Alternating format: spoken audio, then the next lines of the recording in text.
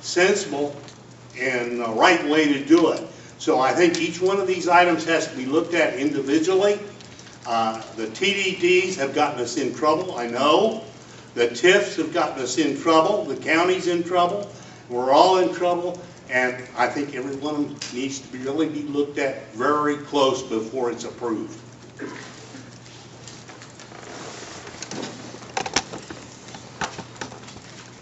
Let me first qualify my answer. I'm looking at private industry, private businesses, private companies, private developments. Not city sponsored, but private. 30 years in the lending business, I've looked at a lot of projections, I've looked at a lot of loan requests, I've looked at ones that were good, ones that were bad. It's awful tough to give me a set that doesn't look good and get me to buy off. It just isn't going to happen. As Judy said, I can't tell you this product or this tool or this economic development item would be the one to use because you don't know. Each situation is different, each situation is unique, they have specific needs. We are in an extremely competitive environment. We are not the only city in Missouri or in the Kansas City metro area or the United States looking for business. Everybody's looking for business. If you don't consider the economic development tools that are out there, you're basically tying your hand behind your back. You're not competitive to start with. They're not even going to give you a look. So you have to be open. Now, I will finish the comment with one final comment. For private investment, for private businesses, and this may irritate some developers and some business people, I am not real in favor of using city appropriations backed projects for their private projects. If it's a city project, we'll look at it. If it's a city value, if it's the taxpayers getting benefit, but if it's a business that's looking to make a profit, then I don't feel the citizens need to be on the hook to support it if it doesn't work. I'd like to welcome Matt Turner, sorry, for coming. And we know you had a meeting and you got here as soon as you could. Cheryl, would you repeat the question so he can hear it first, and then we're going to ask Mike to answer. It's his turn to answer, and that'll give Matt a little more time. And we'll give you a minute to catch up. The question is, what economic development tools do you support to recruit new businesses and retain current businesses?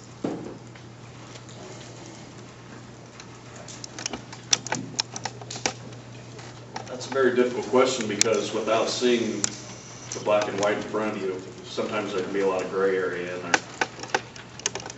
I'm not extremely educated with those formulas, with the taxes and the different areas. So I can't say that I would agree with one without looking at the other. I can't say that I would not agree with one and not the other. But what I can tell you is that I will do everything that I possibly can to educate myself so that I can make the best informed decision that best represents you and me, because I also live in this community and I do pay taxes.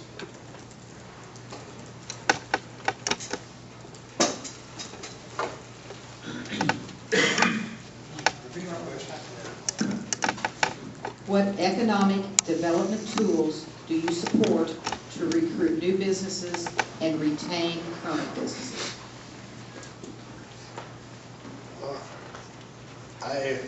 It's kind of hard, like Mike said, it's, without really seeing it and knowing. There's good and bad. It's just up to, you have to look at each one individual on its own case to see what really is best for the intentions of the city or for the business themselves.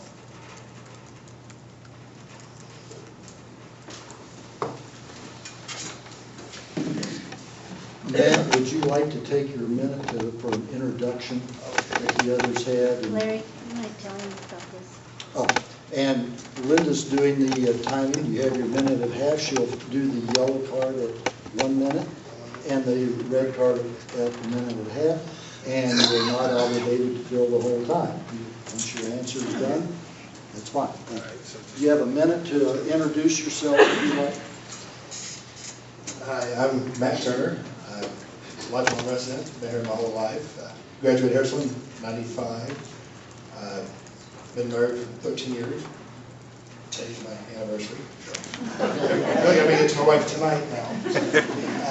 Board meeting, I've been on the Board of Zoning Adjustment for going on 8 years now, this last year being the Vice Chairman of the board. So I've got some familiar with Robert's Rules and Orders and how the city works and everything. I grew up, around the fire department and stuff, volunteering. Before I was even old enough to join, I used to help clean the hose, get the trucks back in service, and back then it was fun. I was a kid, I didn't know anything. And then I joined the junior program and did that, then I was a firefighter, everything all volunteer. Back then, the whole fire department was volunteer. There was no paid firefighters at the time. And then shortly later, I quit Harrisville, went to Central Cash for a few years, and then my work hours got involved. That's it. Thank you. Next question, please, and we'll start here in the middle. Tell us about your activities, organizations, and what is your community involvement, past and present? I could be up here all night talking about the activities I'm involved in. Number one, I'm a Boy Scout. I've been a Boy Scout since back in the 40s. I'm probably the oldest up here. And I'm still a Boy Scout. I'm involved in the Masonic orders. I am a past master of a lodge. I'm the Secretary Emeritus of a lodge. And right now, tonight, I'm missing being installed in the advisory board of the Rainbow for the International Rainbow for Girls. And I've been, well, like I say, I've been involved in that, and I've been involved in the Scottish Rite at one time.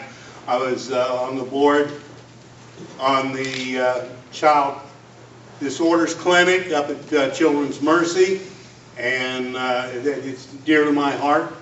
I'm also a Shriner. I'm involved in the Shrine Hospitals, and mainly that's what I do.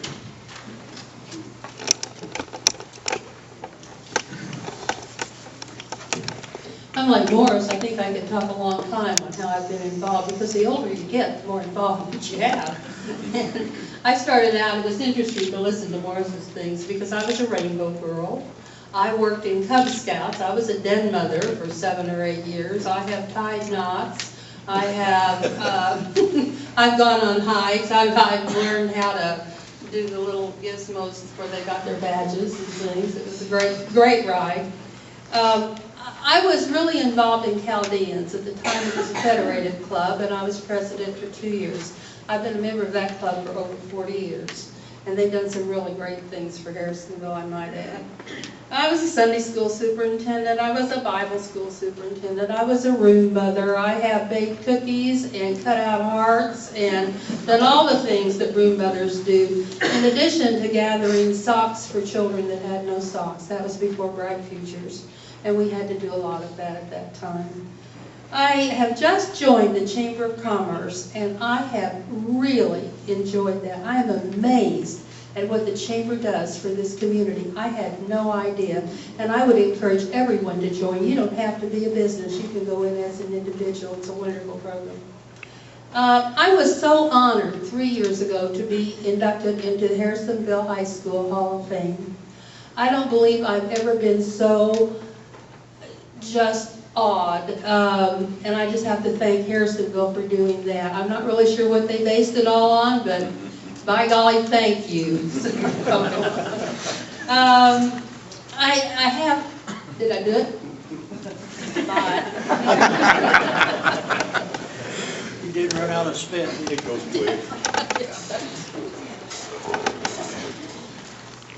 Well, I'm probably the odd man out here. I'm not sure if I've accomplished here as much as you guys. You're not as old as we are. I really appreciate that. Actually, I really enjoy doing a couple of things. And some people here have heard some advocation on my part for expanding the opportunities in this community. I'm not your traditional guy who played baseball or football. I did do a career in New York City. It was a pretty intense career. I spent 10 years pretty much wrapped up in my eyeballs in it.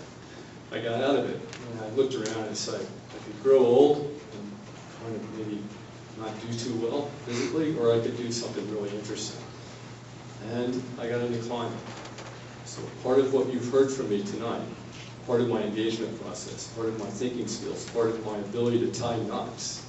I hope I'm in competition with you, but part of that came about from my desire to put myself out there at an age where most people say, I'm not going.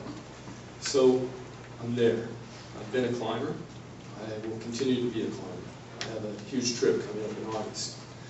I had an opportunity to a very personal friend at the middle school to give presentations to the HACS class and the STEM class. I spent this last February as my third presentation, and it's mind-blowing.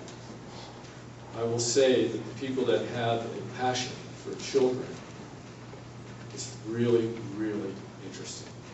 And as part of a political process, I find that I'm tied into that same passion. And climbing around the world and being involved in that, giving people the opportunity to expand themselves without having to win something, it's a really interesting treat.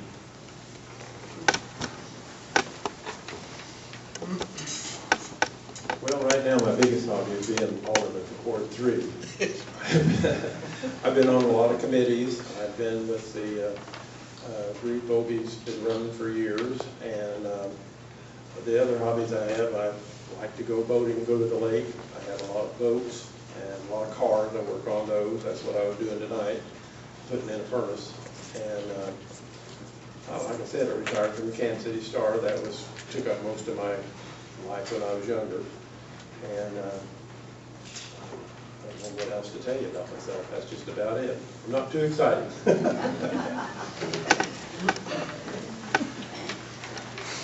I'm a former member of the Fraternal Order of Police. I am a member of the Masonic Lodge here in Harrisonville, Lodge 147. And my biggest pride right now in my life is giving back to my community as a coach, youth coach. And when we look into the eyes of our children and we say, what do we have? And they say one more, because they believe in themselves.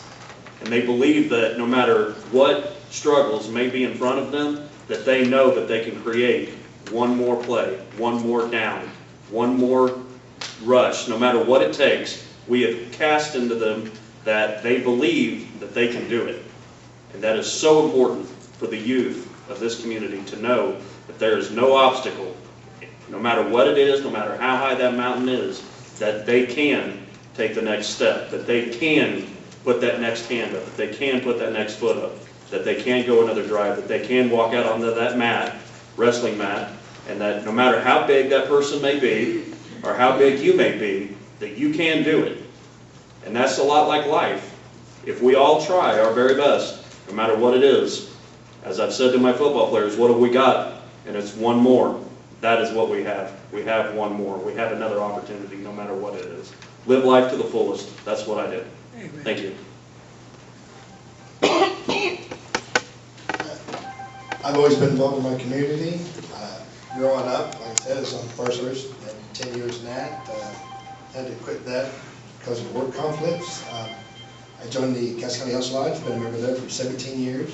It's another way to help in the community with children and veterans and stuff. You know, they do a lot in the community. And the last 8 years, I've been on the Board of Zoning Adjustments and currently on night stuff, which here recently I have a new work schedule. So my evenings are free now, so I want to make more commitments to my community and try to help out so I can better serve them. And even when I signed up to run for alderman and stuff, everything, and it wasn't until a month ago I found out that it wasn't a volunteer. I mean, everything I've always done for the community has been volunteer, outside of work. I've never got any money or received anything from it, and I thought the alderman was the same way until a month ago. I was like, oh, okay. But now I always just wanted to stay involved, and you know, I grew up here, I got married here, and my kids go to school here, and I want to stay here. I want generations to come here, and just I want everyone I just want to see Harrisville grow and prosper like it should.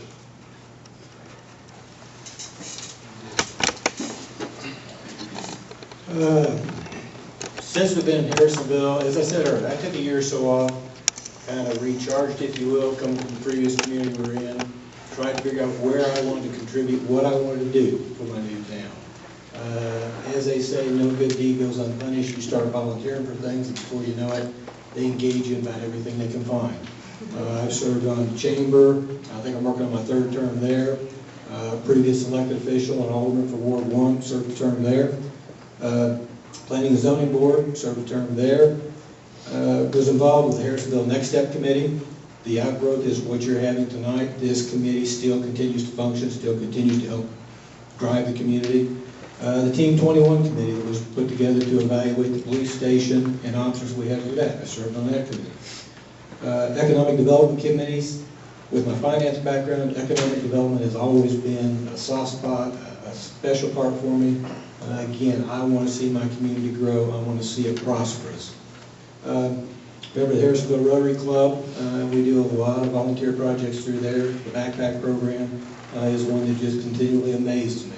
We have some serious challenges in Harrisonville, and if you don't understand, go pack backpacks for a coming week or during the summer program. There's a big need that we need to step up and help fill there. As I was thinking about it, those of you that have seen me out and about, you see my granddaughters with me, you see my grandsons with me. I've started to train that next generation, community service. You've got to be involved. You know, my 9 and 10-year-old granddaughters go up to the door. Thank you all. I think we have time for one more question. We'll start on the end down here and work all the way, we'll start on the end and then we'll start there and come this direction, I believe. What do you feel is the most important issue facing your ward?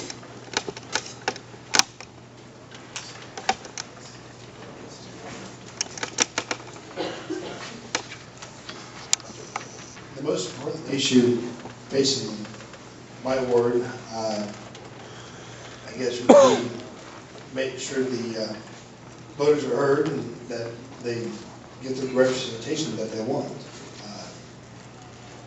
I know the new Loves is not in our ward, but very close to it. And I know last year I felt like a lot of the voters were not heard or weren't listened to. I plan on listening to everybody and stuff and do what's best for my ward and the citizens and what they want. I don't have an agenda of my own to accomplish anything myself other than being a public servant and get my ward's voice heard. And that's it.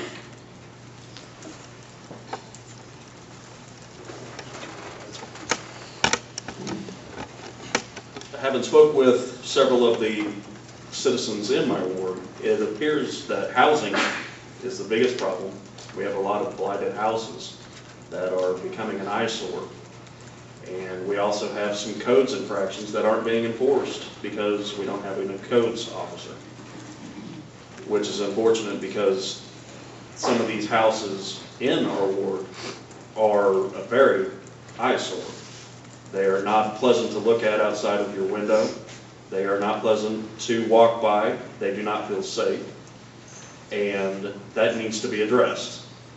Somehow, some way, we need to get somebody out on the street who is going to enforce codes and restrictions on our city. They clean up the trash. How can we possibly ask anybody to come in and move into our town when we've got trash piled clear up past the windows in most of our neighborhoods? That is an eyesore, and I don't want to live to it. You don't want to live next to it, and we need to get it cleaned up some way, somehow. We need to listen to the people, and we need to get those situations handled. We need to listen to the people. Let me say it again, we need to listen to the people. That is the most important thing. We cannot sit here and say, no, I'm not going to handle that right now because it's just not in my best interest. We have to listen to the people, and we have to do something. Even if we have to do it as a group, we need to get out here and we need to clean our city up one way, shape, or another. Thank you very much. Well, in Ward 3, there's been a big revitalization of some of the houses he was speaking about. The houses that were run down, there's been several men going around the city and buying them up and restoring them.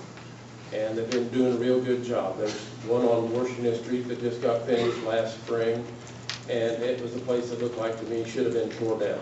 And the guy took that, I don't know what his name is, he took that house and it made it brand new, and I think he sold it for $87,000.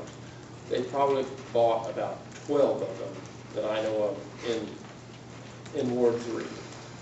The other thing that I help do, but we need to concentrate on, is trying to fill the empty spots in Sutherland's town centers, shopping center. That's the TIF district.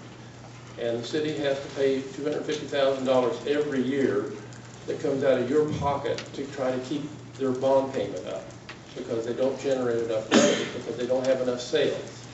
And we need to try to get some more businesses to locate in that place so that we can generate the sales. The other thing was that I worked to try to get that bridge fixed, and they finally did fix it. And then the other thing is the additions of Love's, that's also in my ward. And they have come, and I suppose they're going to help us on sales tax also. But the town center is the one we really need to concentrate on, trying to get some businesses in there to drive for sales tax, so you guys won't have to keep paying for the bond payment on that. Well, I'll tell you, Ward 3 is really cool. It's a pretty doggone awesome place. If you guys want really a nice situation for Harrisonville, highly recommend it. We've got lots of places there. We can get you into one of them. It's a great nucleus zone. How many of you people believe in nucleus zones? How many of you people can walk to your library? How many of you people can walk to your grocery store? How many of you people can walk to your dentist or your doctor or your bank or the post office? How many of you can walk through your own neighborhood to get something accomplished? It's really, really cool. Highly recommend that process. I did it in New York City, followed a bunch of Italians. I think they taught me pretty well. It's an excellent place. Ward 3 is an excellent, excellent place. And the gentleman that David referred to, his first name is Eddie, and he's from East Lynn. And I have to tell you, the man is a resource. I own the house. I'm rebuilding that house. I love the process, but let me tell you, I'm way in over my head. Put me on a mountain, I'm comfortable. Put me in the middle of a snowstorm, I'm comfortable.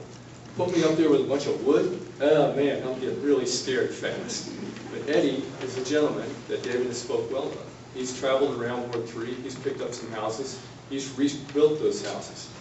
And I believe we've had a couple people that have walked through those houses, not just me, but a few other people. And Kip has actually went over there and talked with them. They have a great rapport. This is part of the nuance that does exist in Harrisonville. And it's wonderful. And I like Ward 3 for it.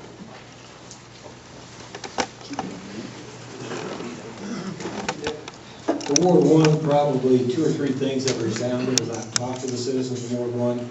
Growth, that's number one. Not everybody says it, but the majority of them, if I was to run a percentage, the majority of the citizens say growth. They're looking for growth both in residential, commercial, eating places, industrial, you name it, they want to see growth. And it's not just so we have a different place to eat today or so that we have maybe a job. It's looking for the future. It's trying to build for that future so that the grandkids can stay in town, so the kids can stay in town, so people can live here and enjoy what we've enjoyed. A lot of what we have today was built on the backs of legacy leaders from years ago in Harrisonville. Now, I don't know all the names, I've not done all the history. John Foster, wherever you are, I could probably ask you and you can tell me. But there have been a lot of leaders that were visionary, that thought for the future. They've made the sacrifice, made the tough decisions. Sometimes they're not the popular ones. But they were looking for the future, and Ward 1 has benefited from that. And again, that group says growth we want to be able to promote and help build for the next generation.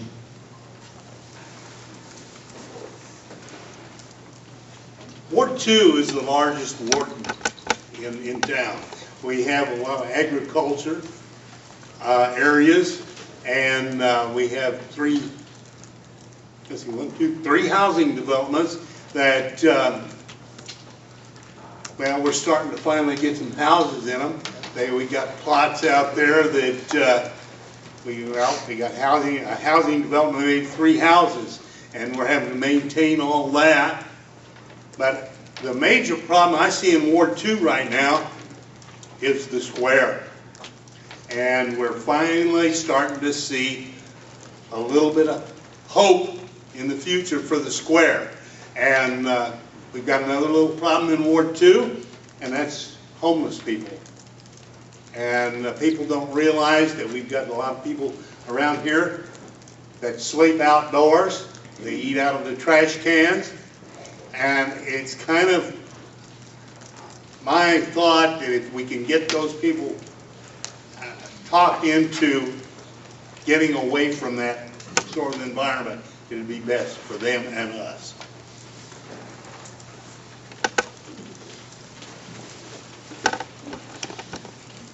I think I mentioned before, I spent the last 3 weeks walking door to door, and I have. And the people in Ward 2 are incredibly talkative.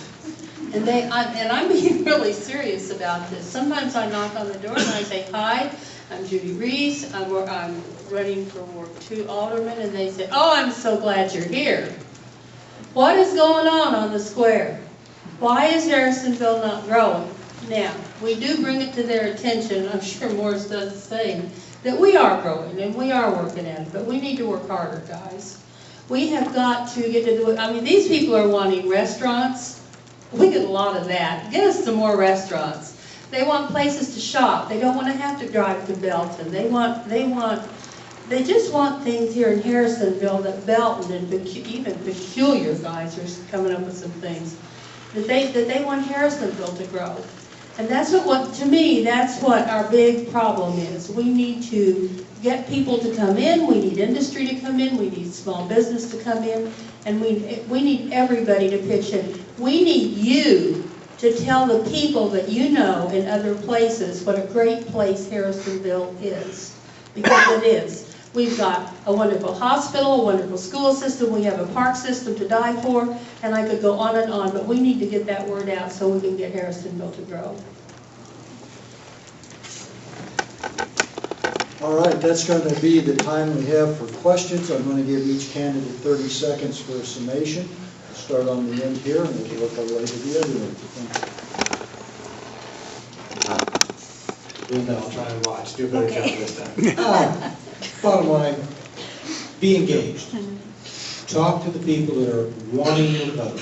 Look them in the eye. Ask them the questions. None of us should be afraid to answer those questions. If you don't have the answer, hopefully we'll tell you, I don't have the answer, but I will find and get back to you.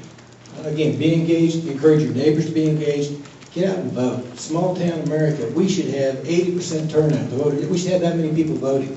It should be big lines. It should be everybody engaged, not 18% of the people voting. That's my challenge to you is on April 5th, vote.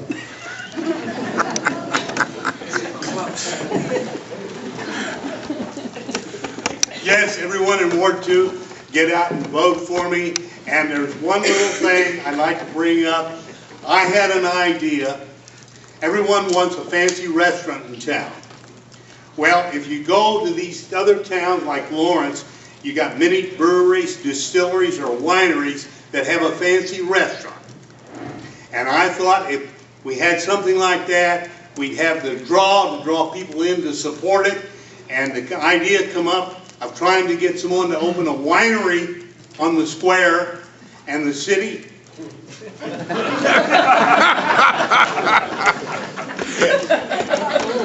I like wine. I hated to cut you off, I'm sorry. I have to follow that. Okay, I can't believe I'm doing this, but I forgot to tell you a couple of things about myself I want to throw in. I did teach school here in Harrisonville for 11 years out in Kewen. I designed and implemented an outdoor education program that I think some of you people out there were involved in, either as students or your parents as sponsors. How many of you were involved in that? Yay! All right, it was a great thing.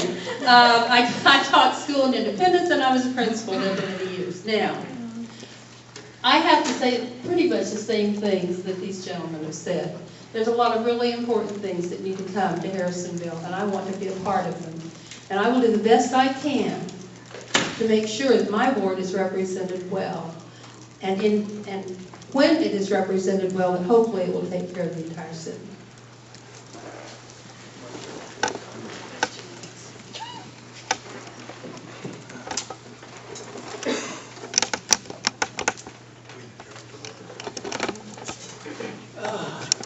It's a really, really important topic about how one feels, passion, empathy, intelligence, reflection, insight. Connect the dots. What we heard from the people previous to us is the same thing I'm going to say right now. No man is an island. Neither of us, none of us, exist only unto ourselves. We have to step out.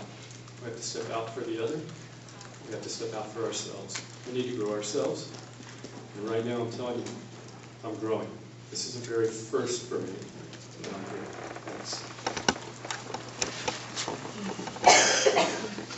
Well, I'd just like to say I appreciate anybody that has voted for me in the past. I've been able to serve the city for 8 years, and I have at least a 98% attendance rating. I think in the 8 years I probably missed